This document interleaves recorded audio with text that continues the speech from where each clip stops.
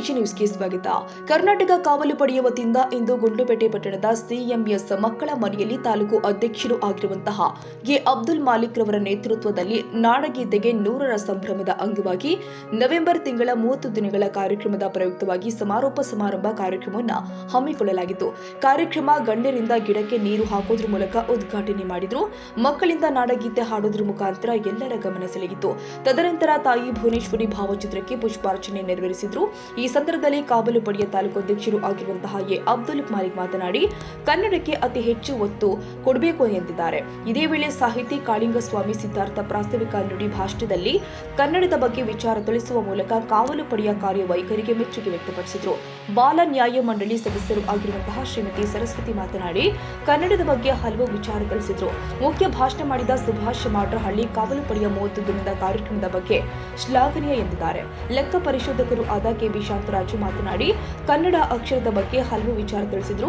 ಕನ್ನಡ ಪರ ಹಿರಿಯ ಹೋರಾಟಗಾರರಾದ ಬ್ರಹ್ಮಾನಂದ ಮಾತನಾಡಿದರು. ಗಡಿನಾಡು ವನ್ಯಜೀವಿ ಪರಿಸರ ಸಂಘದ ಅಧ್ಯಕ್ಷರು ಆಗಿರುವಂತಹ ಪಿ ಬಾಲು ಮಾತನಾಡಿದರು.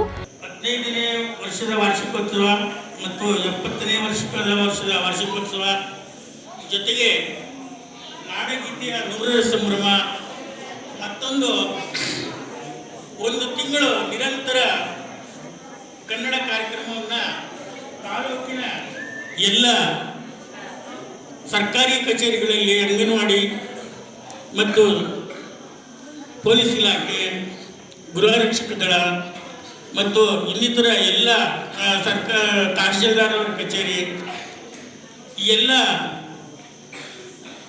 ಒಂದು ಕಚೇರಿಗಳಲ್ಲೂ ಕೂಡ ನಿರಂತರವಾಗಿ ಕಾರ್ಮಿಕರಿಗೆ ಜೊತೆಗೆ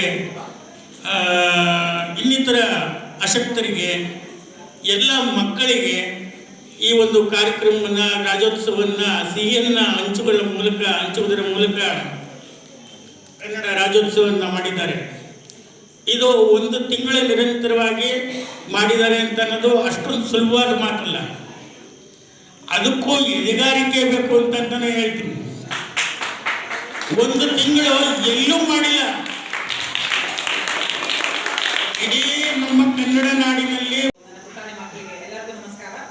ಈಗ ಒಂದು ದಿನ ಕಾರ್ಯಕ್ರಮ ಮಾಡೋದೇ ಕಷ್ಟ. ಅದರಲ್ಲಿ ಕಾವಲು ಪಡೆಯವರು ಗುಂಡ್ಲುಪೇಟೆಯಲ್ಲಿ 15 ವರ್ಷ ಆಯಿತು ಅಂತ ಹೇಳಿ ಅವರ ಭಾಷಣದಲ್ಲಿ ಬೆಳೆಸ್ಕೊಂಡಿದೆ. ಈ ಕಾರ್ಯಕ್ರಮವನ್ನು ಒಂದು ದಿನನೇ ಮುಗಿಸೋದೇ ಕಷ್ಟ ಇರುವಾಗ ಈಗ 30 ದಿನ, ಒಂದು ತಿಂಗಳಿಂದ ಮಾಡ್ಕೊಂಡು ಬರ್ತಾರೆ.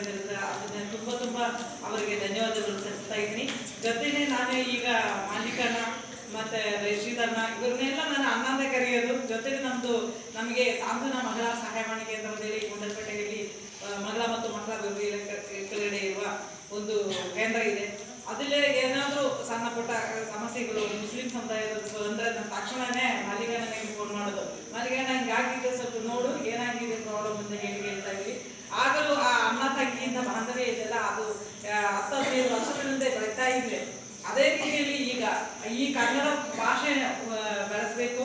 ಅದೇ ರೀತಿಯಲ್ಲಿ ಕನ್ನಡನ ಬೆಳೆಸಿ ಮತ್ತೆ ಉಳಿಸಿ ಅದನ್ನ ಬಳಸೋದಕ್ಕೋಸ್ಕರನೇ ಇವ್ರು ಮಾಡ್ತಾ ಇದ್ದಾರೆ. ಕನ್ನಡ ರಾಜ್ಯೋತ್ಸವವನ್ನು ಮಾಡಿ ಒಂದು ಭಾಷೆನ ಹೆಂಗೆ ಮುಂದುವರ್ಸ್ಕೊಂಡು ಹೋಗ್ಬೇಕು ಅಂತ ಹೇಳಿ ನಮಗೋಸ್ಕರನೇ ಅರಿವು ಮೂಡಿಸ್ತಾ ಇದ್ದಾರಲ್ಲ, ಅದು ದೊಡ್ಡ ಕಾರ್ಯಕ್ರಮ. 28 ಸಂಘಟನೆಗಳು ಇದೆ ಅಂತ ಹೇಳಿ ನನ್ನ ತಮ್ಮ ಕಾಳಿಂಗಸ್ವಾಮಿ ಅವರು ಹೇಳ್ತಿದ್ರು. ಯಾಕಂದ್ರೆ ಕಾಳಿಂಗಸ್ವಾಮಿದು ಒಂದು ಮಿಸ್ಟೇಕ್ ತಪ್ಪೇನೆಂದ್ರೆ, ನಾನು 10 ವರ್ಷ ಅಲ್ಲ, ಕರ್ನಾಟಕಕ್ಕೆ ಬಂದು 20 ವರ್ಷ ಆಯ್ತು ಕಾಳಿಂಗಸ್ವಾಮಿ. ಆಗ ಕಾಳಿಂಗಸ್ವಾಮಿ ಅಂತ ಹೇಳಿದ್ರೆ ನನ್ನ ತಮ್ಮ ಹೇಳಿದ್ರೆ, ಕಾಳಿಂಗಸ್ವಾಮಿ ನಾವೆಲ್ಲ ಒಂದೇ ಸಂಸ್ಥೆಯಲ್ಲಿ ಕೆಲಸ ಮಾಡಿದ್ದು. ಸುಭಾಷ್ ಅವರು ಅದೇ ರೀತಿಯಲ್ಲಿ 20 ವರ್ಷಗಳಿಂದ ನನಗೆ ಪರಿಚಯದವರು. ಆ ಕಾಳಿಂಗಸ್ವಾಮಿ ಹೇಳೋದು ನಿಜ. ನನಗೆ ಬರುವಾಗ ಕನ್ನಡ ಕೇಳಿಸ್ಕೊಳ್ತೀನಿ, ಅರ್ಥ ಮಾಡ್ಕೊಂಡಿದ್ದೀನಿ, ತಿರ್ಗಾ ಮಾತಾಡೋದು ಬರುವುದಿಲ್ಲ. ಆಗ ನಾನು ಮಾತಾಡೋದು ಭಾಷೆ ಬಳಸ್ಕೊಂಡಿರೋದು ತಮಿಳಲ್ಲಿ ಮಾತಾಡ್ತಿದ್ದೆ. ಈಗ ನಾನು ಬಾಲನ್ಯಾಯ ಮಂಡಳಿಗೆ ಸದಸ್ಯರಾಗಿದ್ದೀನಿ. ಅದು ಬಾಲನ್ಯಾಯ ಅಂತ ಹೇಳಿದ್ರೆ ಅದು ಜುಡಿಷರಿ, ಕಾನೂನುಬದ್ಧವಾಗಿರೋ ಒಂದು ಇದರಲ್ಲಿ ನನ್ನ ಆಯ್ಕೆ ಮಾಡಿದ್ದಾರೆ ಗವರ್ನರ್ ಕಡೆಯಿಂದ. ಹಾಗಾಗಿ ನಾನು ಈ ಕನ್ನಡ ಭಾಷೆ ನನಗೆ ಕಲಿಯಲೇಬೇಕು, ಬರೀಲೇಬೇಕು, ಓದಲೇಬೇಕು ಅಂತ ಸಮಸ್ಯೆ ನನಗೆ ಬರಬಾರ್ದು ಅಂತ ಹೇಳ್ಕೊಂಡು ಕಸಾಪ ಅಂತ ಹೇಳಿ ಕನ್ನಡ ಸಾಹಿತ್ಯ ಪರಿಷತ್ತು ಕಾಬಾ ಅಂತ ಹೇಳಿ ಒಂದು ಎಕ್ಸಾಮ್ ಇದೆ. ಆ ಎಕ್ಸಾಮ್ ಪರೀಕ್ಷೆಯನ್ನು ನಾನು ಪಾಸ್ ಮಾಡಿ ಹೆಂಗೆ ಮಕ್ಕಳು 10ನೇ ಕ್ಲಾಸು ಓದಿ ಪಾಸ್ ಆಗ್ತಿದ್ರು ಕನ್ನಡದಲ್ಲಿ, ಅದೇ ರೀತಿಯಲ್ಲಿ ಒಂದು ತಗೊಂಡಿದ್ದೀನಿ. ಅದಕ್ಕೆ ನನಗೆ ಹೆಮ್ಮೆ ಇದೆ. ಯಾಕಂದ್ರೆ ನಾನು ಇಲ್ಲಿ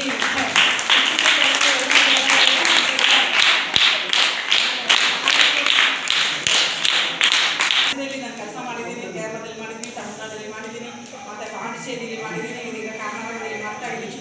ಹಾಗಾಗಿ ಈಗಾಗಲೇ ಎಲ್ಲರೂ ಮಾತಾಡಿದ್ದಾರೆ. ಹಲವು ವಿಚಾರ ಕನ್ನಡದ ಬಗ್ಗೆ ಆಗಲಿ, ಕನ್ನಡ ರಾಜ್ಯೋತ್ಸವದ ಬಗ್ಗೆ ಆಗಲಿ ಹಲವು ಗಣ್ಯರು ವಿಚಾರವನ್ನು ಕೊಟ್ಟಿದ್ದಾರೆ.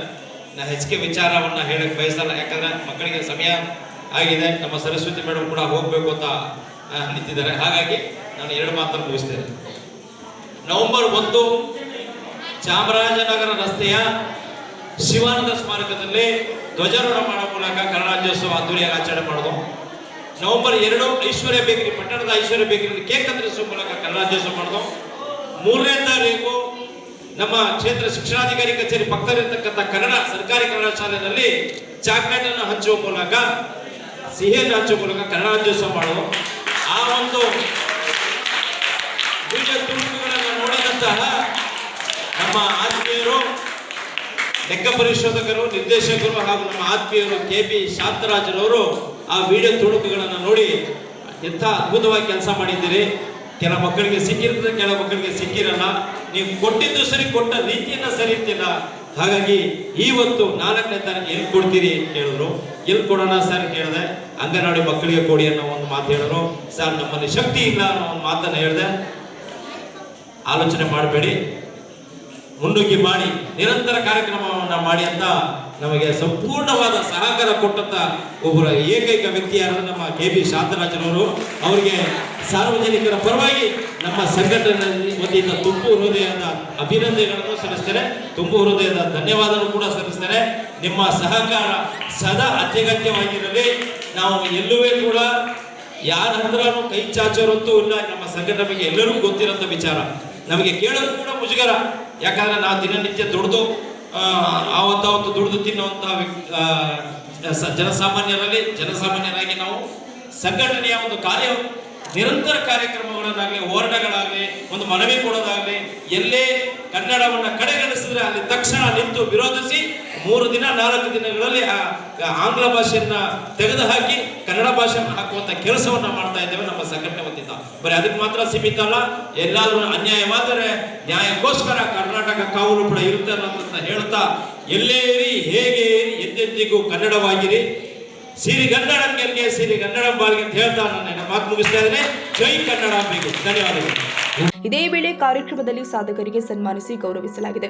ಈ ಸಂದರ್ಭದಲ್ಲಿ ಜಿಲ್ಲಾ ಕಾರ್ಯಾಧ್ಯಕ್ಷರು ಆದ ಅಬ್ದುಲ್ ರಶೀದ್, ಅಗ್ನಿಶಾಮಕ ದಳದ ಅಧಿಕಾರಿಗಳು ಆಗಿರುವಂತಹ ಕಲ್ಯಾಣ್ ರಾವ್, ಮಹದೇವ ಸ್ವಾಮಿ, ಗೃಹ ರಕ್ಷಕ ದಳದ ಕಮಾಂಡರ್ ಸಿದ್ದರಾಜು, ಕಾವಲು ಪಡೆಯ ತಾಲೂಕು ಕಾರ್ಯದರ್ಶಿ ಎಸ್ ಮುಬಾರಕ್, ತಾಲೂಕು ಉಪಾಧ್ಯಕ್ಷರು ಆದ ಮಂಜುನಾಥ್, ತಾಲೂಕು ಸಂಚಾಲಕರು ಆದ ಕುಂಜುಟಿ, ಟೌನ್ ಉಪಾಧ್ಯಕ್ಷರು ಆದ ಸಾದಿಕ್ ಪಾಷಾ, ಟೌನ್ ಸಂಚಾಲಕರು ಆದ ಮಿಮಿಕ್ರಿ ರಾಜು, ಮಂಟೀಪುರ ಮಾದಯ್ಯ, ಸುರೇಶ್, ರಘು, ರಾಮೇಗೌಡ ಸೇರಿದಂತೆ CMS ಮಕ್ಕಳ ಮನೆಯ ವ್ಯವಸ್ಥಾಪಕರು ಆದ ಚೆಲುವರಾಜ್ ಹಾಗೂ ಮಕ್ಕಳು ಹಾಜರಿದ್ದರು.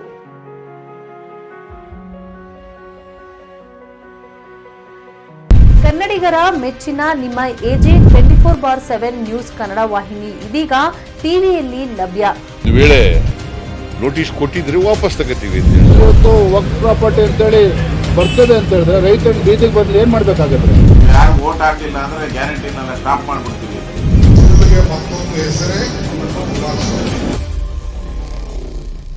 ಕರ್ನಾಟಕ ಮತ್ತು ದೇಶ ವಿದೇಶ 360 ಡಿಗ್ರಿ ಸುದ್ದಿ ಹಾಗೂ ಉತ್ತರ ಕರ್ನಾಟಕ, ಬೆಳಗಾವಿ, ಬಾಗಲಕೋಟೆ, ಧಾರವಾಡ, ಹಾವೇರಿ, ಗದಗ, ಬಿಜಾಪುರ ಜಿಲ್ಲೆಯ ಕ್ಷಣ ಕ್ಷಣದ ವಿವರವನ್ನ ಪಡೆಯುವುದಕ್ಕೆ AJ 24/7 ನ್ಯೂಸ್ ಕನ್ನಡ ವಾಹಿನಿಯನ್ನ ಲೈಕ್ ಮಾಡಿ, ವಿಡಿಯೋಗಳನ್ನ ಶೇರ್ ಮಾಡಿ, ಕಮೆಂಟ್ ಮಾಡುವ ಮೂಲಕ ನಮ್ಮ ವಾಹಿನಿಗೆ ಸಹಕಾರ ನೀಡಿ ಮತ್ತು ಚಾನೆಲ್ ಅನ್ನ ಸಬ್ಸ್ಕ್ರೈಬ್ ಮಾಡಿ. ಧನ್ಯವಾದಗಳು.